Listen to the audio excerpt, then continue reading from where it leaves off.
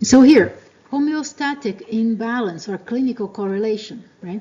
We have certain viruses or certain toxins that are produced by, from bacteria, okay, that they use this type of axonal transport, the retrograde type of axonal transport, to get into your central nervous system. So here are some viruses that you should have heard of, like polio and rabies. How you get rabies? You get bit by a rabid animal, right? Herpes simplex virus, type 1, type 2, type 3, that's the MO for herpes simplex. 1 and 2 basically. 3 is different kind, it's not simplex. Right. Tetanus toxin, bacteria produces that, okay? How do you get tetanus? Rusty nail or something, right? Or from some dirt. You're working in the garden with some, kind of tools, and then you scrape yourself. Then you don't know if it came from the rusty tool or from the dirt. Well, it's not very uncommon to have, bacteria that causes tetanus around. And what do you do if you suspect that you got infected by tetanus? Bacteria that causes tetanus. You rush to your CVS or pharmacy or ER and you get a tetanus booster shot, right? Because you have to ramp up your immune system to stop the toxin before it reaches your central nervous system. Because the movement, and how long it takes for this movement to take place, you actually have a window of time that you can stop the toxin. Okay. All right, so here more on classification, functional classification, right? So we mentioned sensory, you mentioned motor and interneurons, right? All right. So here we got more into the structure of a neuron with a different picture that looks kind of pretty. I'm gonna mention that. So here's a real picture of a neuron. Okay, so you're gonna find here the anatomy of these cells, right? So you're gonna have the soma, that's the body. So if you see a picture of a neuron and you're supposed to identify which part is where, so that sounds like a good test question, right? You have here dendrites close to soma, and then you find your axon, and all the way close to the target cell, you're gonna find your synapse. So you're going to talk more about those graded potentials and how they get added up, right? How we get excitatory and inhibitory graded potentials. But then the most important thing, you're really going to be able to distinguish one from the other. You really have to know the differences between action potentials and graded potentials, right? And you have to know what the action potential is, and you also will have to describe what the graded potentials are. And we're talking about myelinated sheets or myelin sheets at the central nervous system, right? So I had mentioned that you have those support cells of the CNS, and those are your ganglia, right? They are also called neuroganglia, and you have different types of cells that fall into that category. Now, when you talk about those axons, they are myelinated in the CNS. You should know that the cells that myelinate those axons are different than the cells that myelinate the axons at the periphery, right? You should remember the name of the cells that myelinate at the periphery. Schwann cells are for the periphery. What is the name of the cells that myelinate at the CNS? Oligodendrocytes. And why do you call them oligo? They have many arms. You can imagine these cells that have lots of tentacles, up to 60 of those. And they are going to myelinate different axons, okay? They can wrap around a lot of axons, okay, with those big tentacles. All right, so myelinated axons will transfer the information a lot faster than if you do not have the myelin sheath. Okay. Now, between the wrapped areas, you're going to find those empty spaces, right, without myelin. And remember, those are called nodes of Ranvier, right? So those nodes, this is when you're going to find a high concentration of sodium and potassium channels. So you're going to have those voltage gated sodium and potassium channels, okay, at the nodes of Ranvier. Okay. Remember that the action potential that goes down myelinated axons, those are a lot faster than the ones that go down unmyelinated or non-myelinated axons. Okay. When you look at the brain, at the central nervous system, you're going to see that some stuff looks whitish, some other stuff right at the surface of the brain, for example, that part looks gray, right? So you say, you know, you use your gray matter, right? Or then you're going to say, well, there is white matter in the brain. So you got to know the difference. Why is it that one has a certain color and the other one has a different color? When you look at the white matter, so those are the parts of those axons that are myelinated. So we're calling those myelinated fibers, okay? So usually you have several axons, then when they put them together, you call them tracts, right?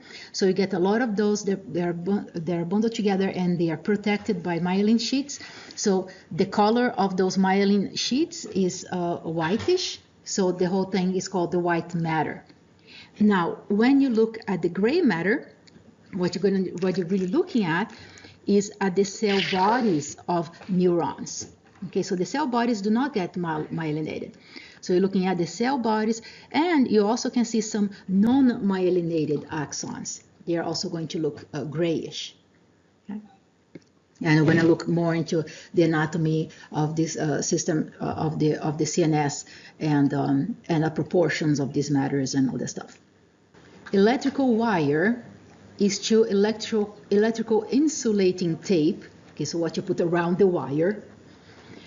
As peripheral neurons are to what type of cells? But since it is in the periphery, those are your Schwann cells. Talking about membrane potentials, right? So all the cells are going to have membrane potentials. If they're alive, they're going to have some kind of membrane potential. Why? Well, because they are going to have that, what is the thing that causes a membrane potential? Sodium-potassium pump. You got to know that, right? If you do not have a sodium-potassium pump, then any cell is going to lose the osmolytic balance, okay, and it's going to burst. Okay, so you need the sodium-potassium pump. So, just like every other cell, you have membrane potential also at the neurons. And unlike all the other cells, neurons, they really make use of those membrane potentials. So the neurons are very, very much excitable because that's like part of their job. Okay, they have to receive information, they have to process information, they have to send out information, and everything here is happening because of electrical charges. Okay, so they are highly, highly excitable. Okay, so let me see here. Yeah, just here a little observation that we already looked at the action potential when we studied the neuromuscular junction, right? And here is when we're really going to look deeper into what is happening. So you really make sure you understand that. Okay. So this slide you have seen before. So here you have your soma, that's the body. Remember, those are your dendrites. And here is your axon. And now we're really going to look here at the synapse. So this is your presynaptic cell, and this is going to be membrane at your postsynaptic cell.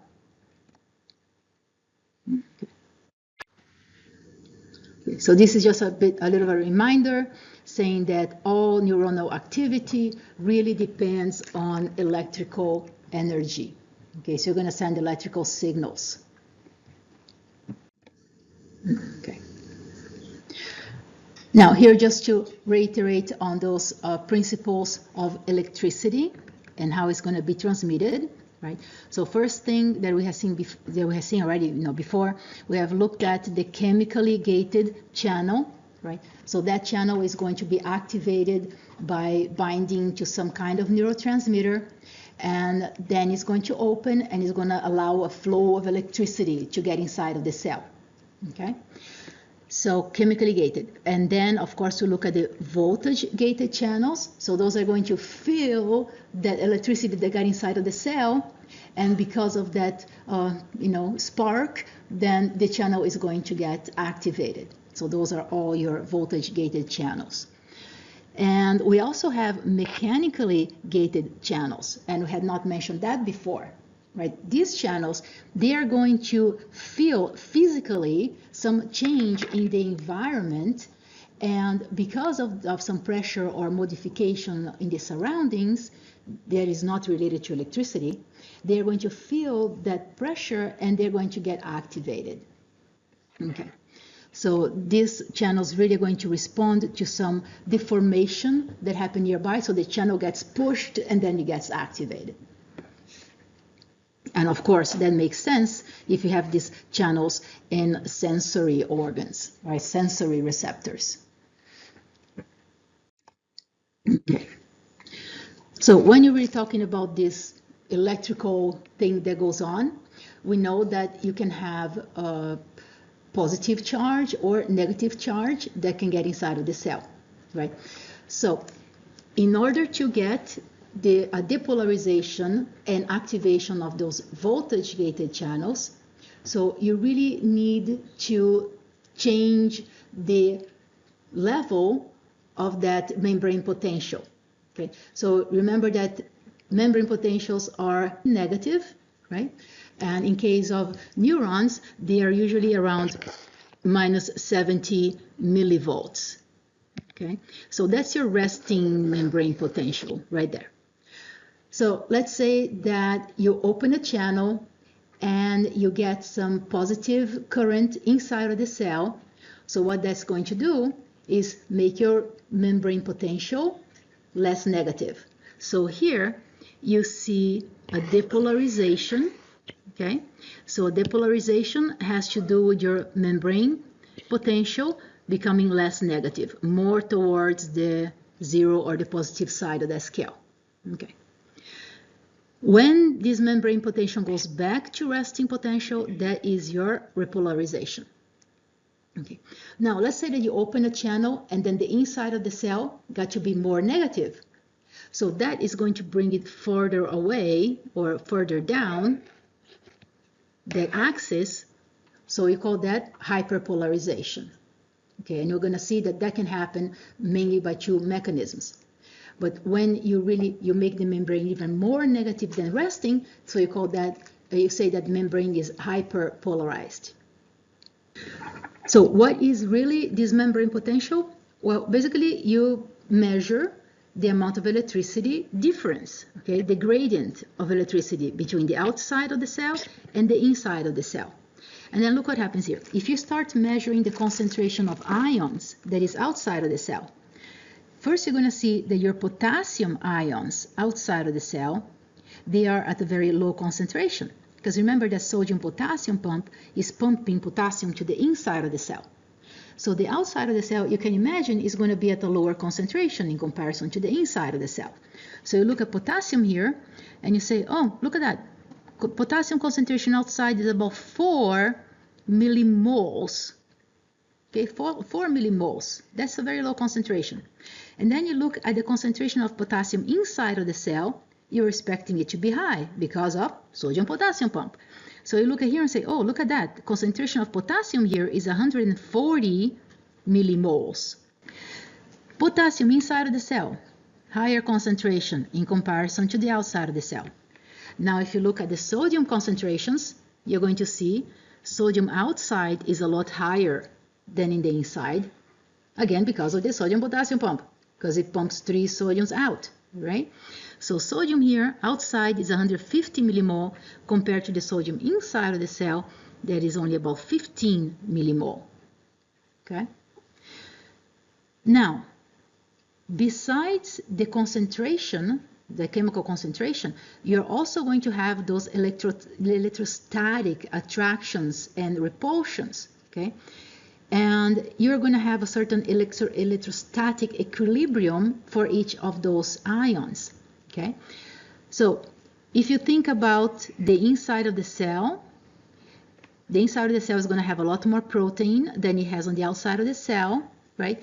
So the protein is mainly going to have some negative charges. So negative charge is going to attract positive charge, right? But at the same time, because of sodium-potassium pump, the inside of the cell is going to be at a deficit of positive charge, right? So the inside is going to be overall negative charge. When you look at the tendency of an ion to be attracted to a negative charge or to be pushed away by the negative charge, right? That after you put all those factors together, then you're going to end up with your resting membrane potential, okay? So the potential is really the difference in the charge between the inside and the outside of the cell. And as you can see here, I did not put any of those formulas on how to calculate this because it's just a bit of a headache. All right. But then there are other things that are very, very basic that you should know, right? Look at this. If you open all of the sodium channels and you allow the sodium channels to reach equilibrium, it is going to get your membrane potential to be very, very positive, like positive 60. That's like opening all the sodium channels, okay? Keeping the other channels closed. Okay. Now, if instead of that, if you open all of your potassium channels, keep all the other channels closed, then your resting potential here is going to go down, look at this, to negative 90. Okay? So those ions, although both of them are positively charged, the equilibrium potential is going to be very much different. Okay, it's going to be very much different because of the concentration differences and because of electrostatic properties. Okay, so that is important just to give you the idea that when you open sodium channels, your membrane potential is going to shoot up to the positive side. When you open your potassium channels, your membrane potential is going to go down, because when the channels are open, that means it's like a hole in the membrane, and they will reach close to their equilibrium values. Okay, so here's when you're going to look at more details on what is happening with the action potential. Okay, now this line here that says threshold potential, that is the threshold that both channels that are voltage gated, both of the sodium and potassium channels, both of them are going to be triggered to open at that voltage. That is negative 50, around negative 50 millivolts. Okay, so that's your threshold triggering for opening the channels. Okay.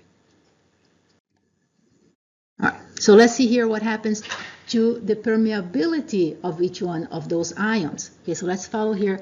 I know it's a lot of lines here, but let's dissect the lines here. So the first thing that we see here is the red line. So that is showing you your action potential, right? So this is showing you depolarization, repolarization, hyperpolarization, back to resting potential. All right, everybody's seen that before. Now, we're going to look at the permeability for sodium. So this is your purple line here.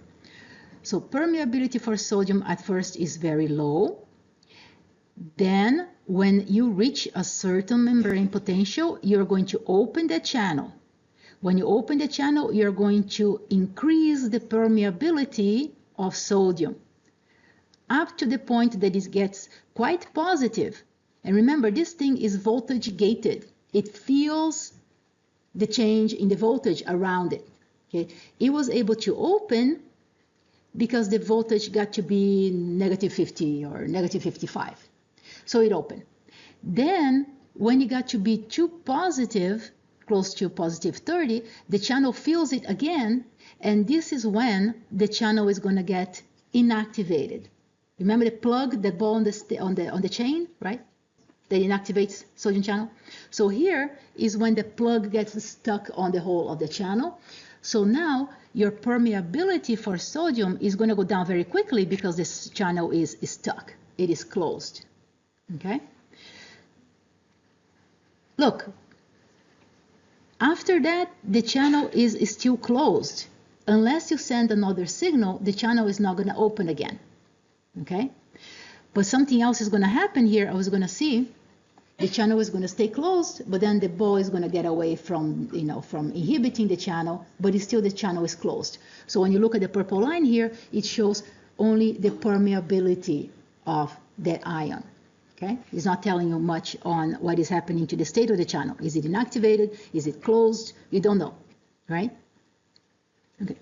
So in comparison here, when you look at your light blue permeability of potassium, you'll see that at first, look, it's a bit higher than the permeability for sodium here. The reason for that is because the membranes, they have potassium leakage channels that are open all the time. So always you have a little bit of potassium that is leaking at this membrane, okay? Now, if you have to guess the direction that potassium is leaking out, through the membrane, what would you guess? The channel for potassium, right? I mentioned here, the permeability is not really low like sodium. You get a bit of permeability even before this channel fully opens. This channel opens, right? We're looking at permeability of potassium, how much potassium can go through the membrane. Here is a bit higher than sodium. So sodium is really not going through the membrane, like not much at all. But potassium goes a bit more because you have some channels that are leakage channels. So they're open all the time. They don't depend on voltage gated, on voltage changes or anything. Okay? So those are little holes on the membrane. So if you have a little hole in the membrane and it can leak potassium, which direction is that going to go? The potassium. It should go out of the cell. When you look here at your resting membrane potential, this is right there. Okay? Resting membrane potential. Nothing is happening, no signal, everything is cool. Now let's say here you're receiving a depolarizing trigger, okay, depolarizing signal. That means something from the body of the cell is sending a signal to depolarize the membrane, and that is going to be felt right there at the axon hillock, okay? So at the axon hillock, you're feeling this signal, but if the signal is not strong enough, then you are not going to reach your negative 50 millivolt threshold. So the signal has to be strong enough, okay?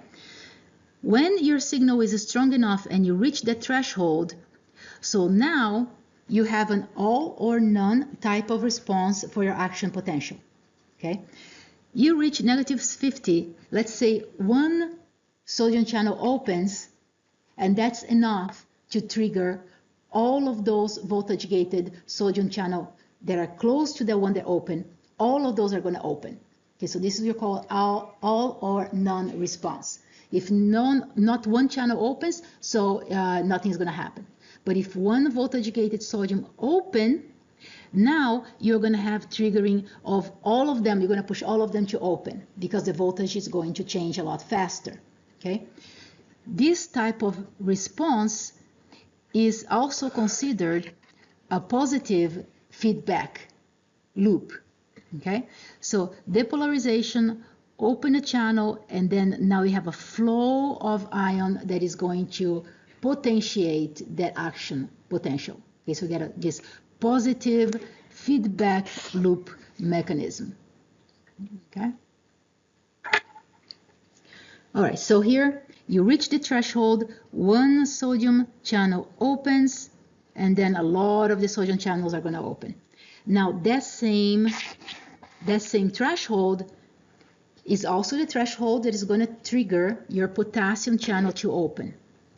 But that guy is not going to open right away because it's slow. It gets the signal, but by the time it opens, it takes its time. Okay?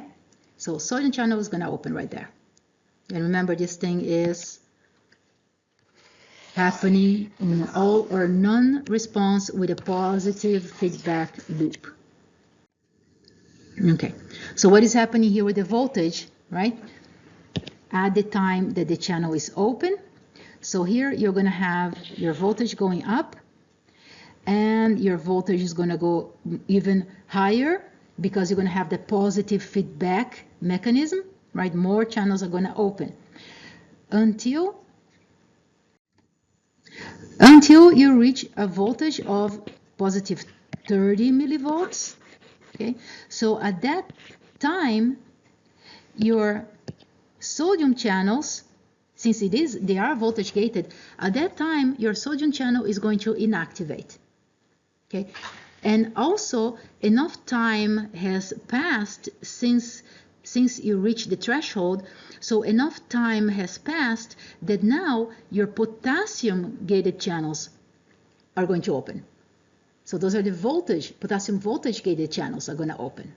Okay, so you had inactivation of your sodium and opening of the potassium channel. Now, one thing that is very important that I didn't mention before is that the inactivation of your sodium channel is what makes sure that your action potential is going to go down the axon and is not being sent backwards back to the body of the neuron. So this is like a safety mechanism that is going to push your signal down the axon and not up where it came from. Okay, and it's going to be a little more clear when we have an animation of this thing. Okay, so here, after your sodium closes and your potassium opens, now your potassium is going to come out of the cell. Okay, it's going to come out of the cell. So positive charge getting out of the cell, meaning the inside is going to start to become more negative. Okay, so here you have here your voltage getting more and more negative, and your potassium channels are still open. When you go past the threshold and you pass the resting membrane potential, then your sodium channel is going to become de-inactivated, double negative, right? So it's not inactivated anymore, but it is closed at the time because under negative 70, that channel is naturally closed anyway. What is the voltage that it needs to open? Negative 50, right? So if it is down here, then it's closed anyway, okay? But if it is closed and is not inactivated, it could be that you could open this thing again if you send another action potential down the line, okay? But what is happening here? So now here it is potassium open, sodium is closed, and your potassium keeps on being open for quite some time. So potassium gets close to its equilibrium potential that is minus 90. So this is the overshoot that you get that is called your hyperpolarization. Okay? After that, your potassium channel is going to close, and then your sodium potassium pump is going to bring your membrane potential to the place where it rests, where it's usually at the resting membrane potential. All right, so when you look at the magnitude of the action potential, you have to look at where the membrane was before the signal, up to what voltage it went after you had your sodium channels open. So membrane was resting at negative 70, and then you send the impulse, and then this action potential went up all the way to 30. So what is your total magnitude of your action potential there? So the whole magnitude is actually 100. Is where you started to where you ended. You count the things here, and forget about the negative signs here or the positive here. You just count the whole distance, and that should give you the absolute value of 100. Okay? All right. Now, this from resting potential, that is 70. But if you go to this area here, as you're going to see, this is your relative refractory period, right? At this point here, this is your absolute refractory period, and that one is the relative refractory period. At this point here, if you send an impulse that is strong enough and it can get your membrane potential that is not resting now, is hyperpolarized. If you get your membrane potential up to 50, negative 50, then you could get another action potential, because remember, your sodium channels are not inactivated at the point, they're just closed. So if you push a strong enough signal and you get sodium channels to open, then your action potential is going to start again. At this point here, you can say the magnitude of that action potential would be more like 120 or 110 here, right? Because you would be from 80, although it really goes to 90, minus 90, but you're like from 80 all the way to positive 30. So that would be around 110 millivolts. But then the original one here we had was really like 100 millivolts. You are looking at the distance from the start point all the way to the inversion point of your action potential. A, if it is positive, plus absolute value of B, but then you start getting into formulas, and then that's going to get confusing. So it's a lot better to just imagine you have a ruler and you measure this whole distance from beginning to top of your action potential.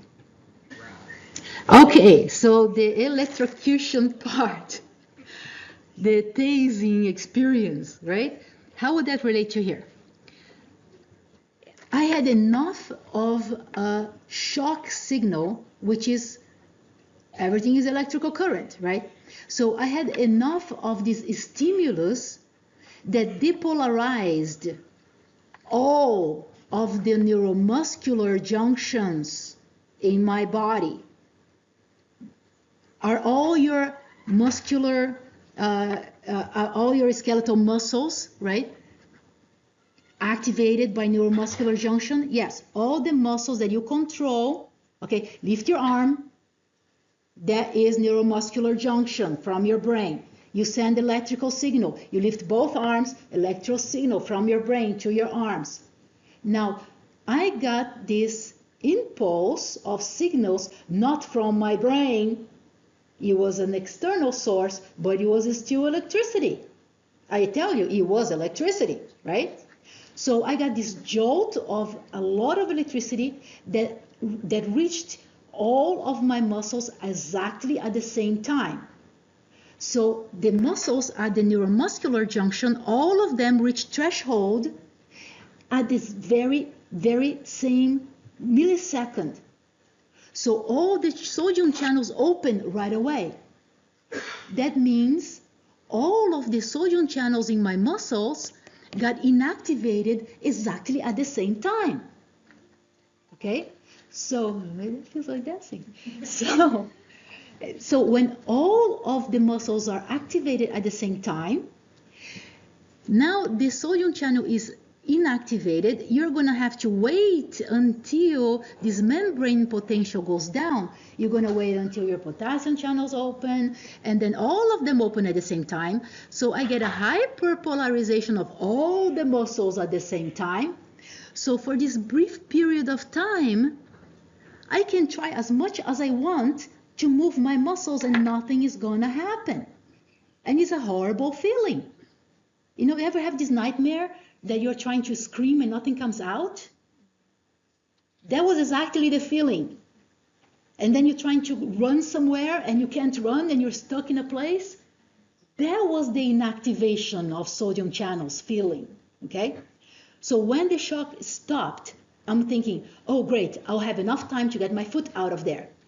And I'm sending signals from my brain to my leg, move the foot, but I couldn't move it because I was at the absolute refractory period.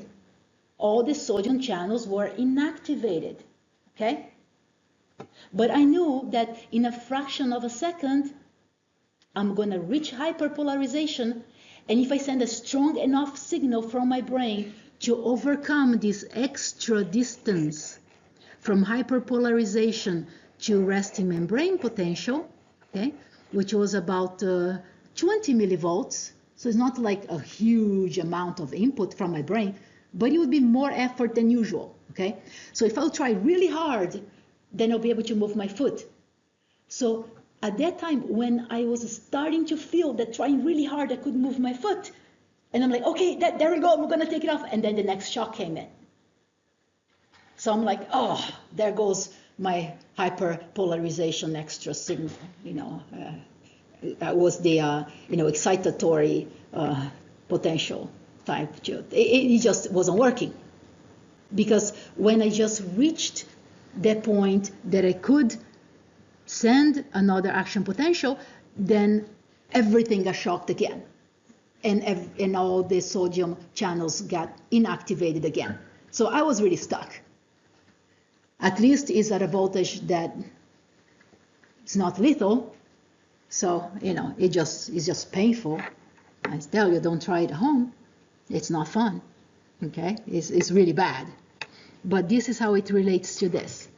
If you are at the hyperpolarization and you send a stronger signal, you can reactivate the action potential, but then, you get another shock and everything gets activated again. The sodium channels are opening again, but not at my will. That's what happened. Okay. Okay, so let's see what happens more here, just to make sure that we all get what's happening, right? So first, at resting, you are just closed. When you activate at your threshold, okay, at your threshold, the sodium channel opens, and it stays open until it reaches that positive value right there. At that value, the channel is going to be inactivated until the membrane potential goes down to resting potential. Then it becomes closed, but not inactivated. Okay, everybody cool with that?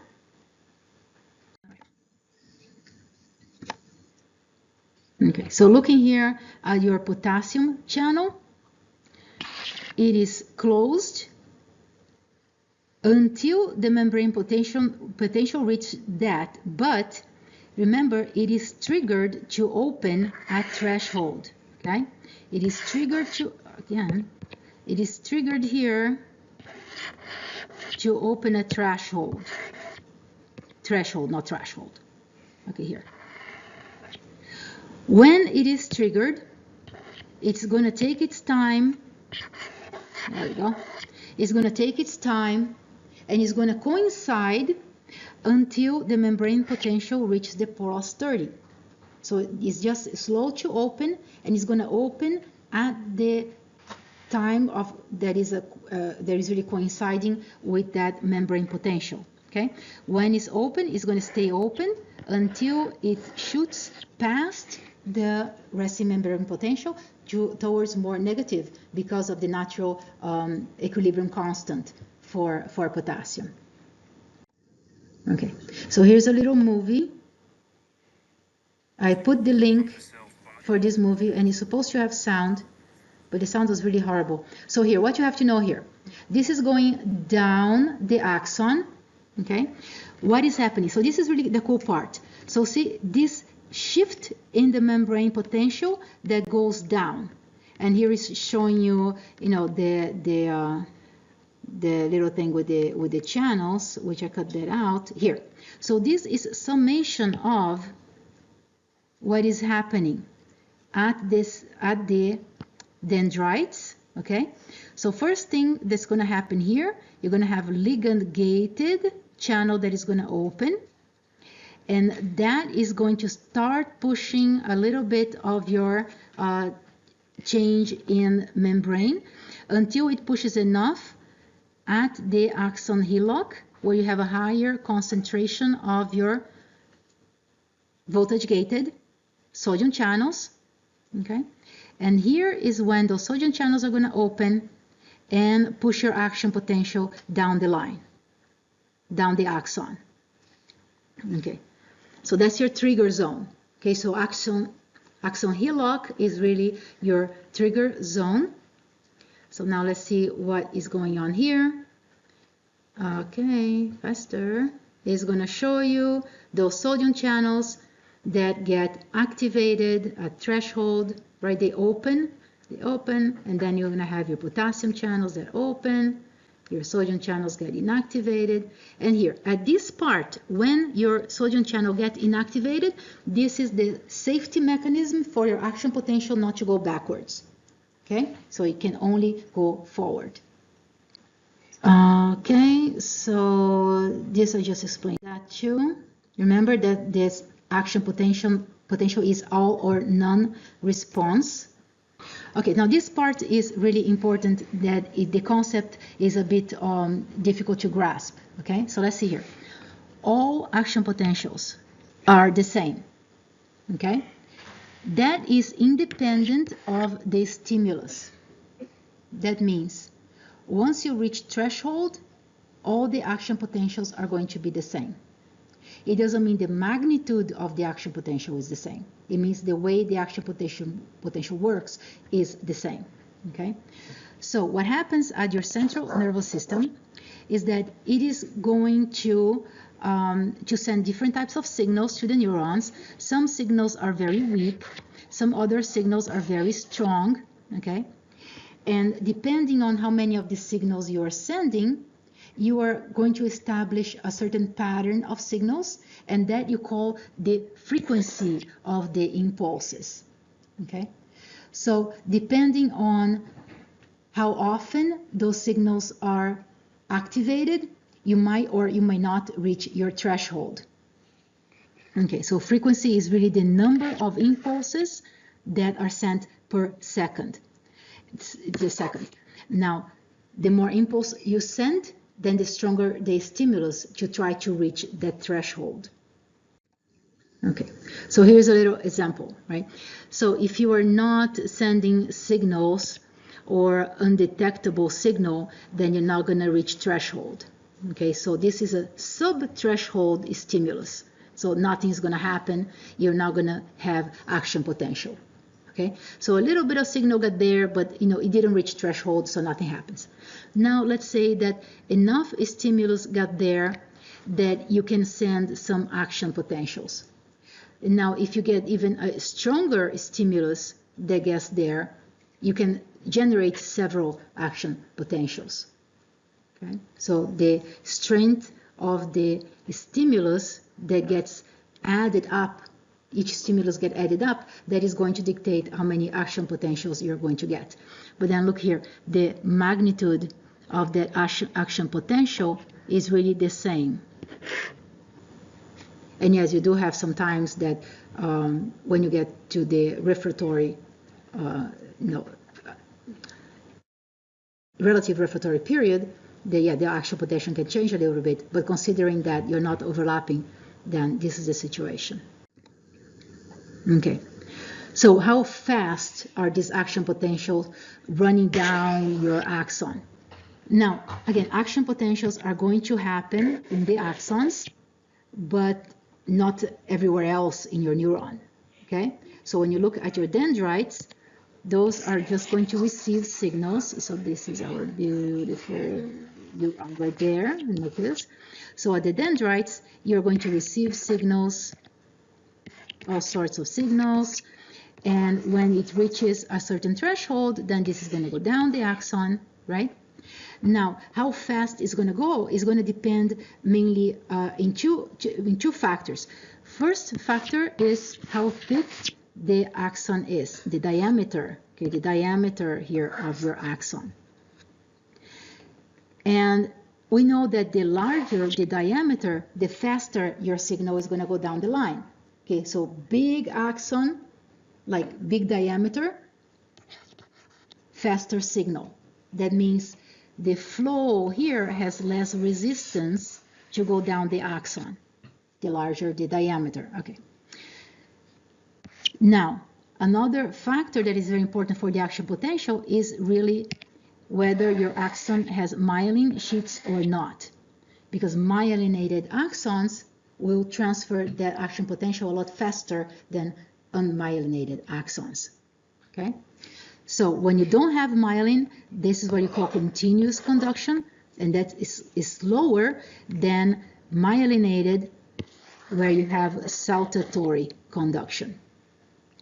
Okay, so diameter and myelin.